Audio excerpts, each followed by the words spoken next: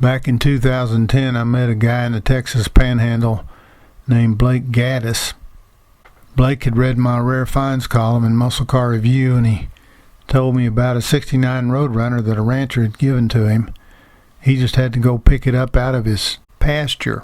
He agreed to let me follow him out there and take some photos, see what it was all about. Well, we got 16 miles south of Pampa, Texas, made a turn off Highway 70 onto a dirt road and went down to this ranch. Way down in a ravine was a Roadrunner that had rolled onto its top. And the story was the car had been there for 30 years. The engine and transmission were gone. The trim tags in the engine bay and the driver's side fender apron were also gone. We didn't know whether treasure seekers had pulled them. Blake reached up inside the inverted car to feel for the VIN tag on the top of the dash on the driver's side, and that tab was missing.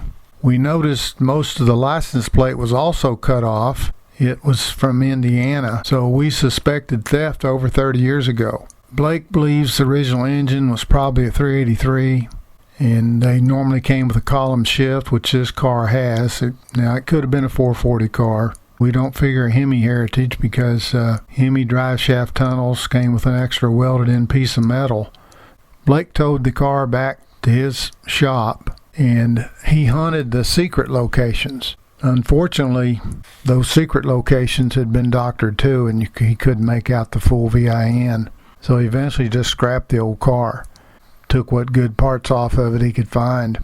You know, sometime in the late 70s or early 80s, somebody looks like rolled that thing off the side of the road and let it roll down in the ravine there, and it kind of flipped over on its top and sat there for 30 years.